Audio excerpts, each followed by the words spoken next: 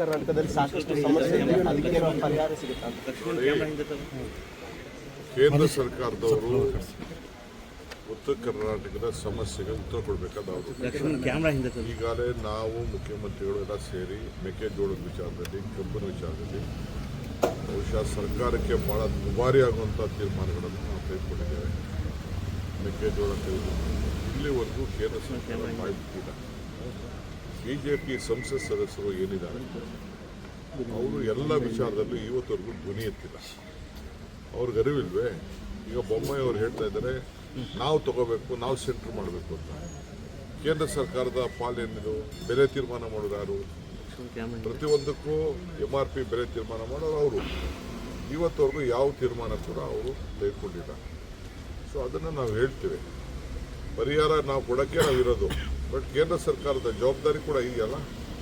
ಇಲ್ಲಿವರೆಗೂ ಯಾಕೆ ಬೊಮ್ಮಾಯಿ ಅವರು ಪಾರ್ಲಿಮೆಂಟನ್ನು ರೈಸ್ ಮಾಡಿಲ್ಲ, ಪ್ರೈಮ್ ಮಿನಿಸ್ಟರ್ ಮೀಟ್ ಮಾಡಿಲ್ಲ, ಅಗ್ರಿಕಲ್ಚರ್ ಮಿನಿಸ್ಟರ್ ಮೀಟ್ ಮಾಡಿಲ್ಲ, ಇದಕ್ಕೆಲ್ಲ ಯಾಕೆ ಮಾಡಿಲ್ಲ ಮಾತಾಡೋರು? ಸೊ ಇಷ್ಟೆಲ್ಲ ಇದೆ ಸರ್. ಅದ್ರ ಜೊತೆ ನೀರಾವರಿ ಸಮಸ್ಯೆ ಇದೆ, ಸಾಕಷ್ಟು ಯೋಜನೆ ಅನುಷ್ಠಾನ ಆಗಿಲ್ಲ. ನೋಡ್ರಿ, ನಾವು ಮಾಡಿದಷ್ಟು, ನನ್ನ ಅವಧಿಯಲ್ಲಿ ಮಾಡಿದಷ್ಟು ಇತಿಹಾಸದಲ್ಲಿ ಯಾರು ಮಾಡಿಲ್ಲ.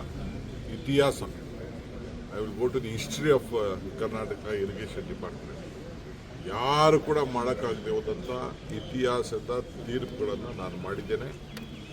ಅರ್ಥ ಆಯ್ತಾ? ನಾನು ಅದನ್ನು ಇಲ್ಲಿ ನಿಮ್ಮ ಅಸೆಂಬ್ಲಿಲಿ ಮಾತಾಡೋಕ್ಕೆ ಹೇಳಿ ಅವರಿಗೆ. ಬಿಜೆಪಿನವರು ಅದನ್ನೇ ಅಸ್ತ್ರ ಮಾಡ್ಕೊಂಡಿದ್ದಾರೆ. ಕಾಂಗ್ರೆಸ್ ಅಲ್ಲಿ ಮಿನಿಸ್ಟರ್ ಪದವಿ ಬರಬೇಕಾದ್ರೆ ಅಥವಾ CM ಆಗಬೇಕಾದ್ರೆ 200 ಕೋಟಿ ರೂಪಾಯಿ ಕೊಡಬೇಕು ಅಂತ ನವಜೋತ್ ಸಿಂಗ್ ಸಿಧು ಅವರ ಪತ್ನಿ ಮಾತಾಡಿದ್ದಾರೆ ಸರ್. ಆರೋಪ ಪಂಜಾಬ್ ರಾಜ್ಯಾಧ್ಯಕ್ಷ ಹಾಸ್ಪಿಟ್ಲಿಗೆ ಸೇರಿಸಿಲ್ಲ ಅವರು.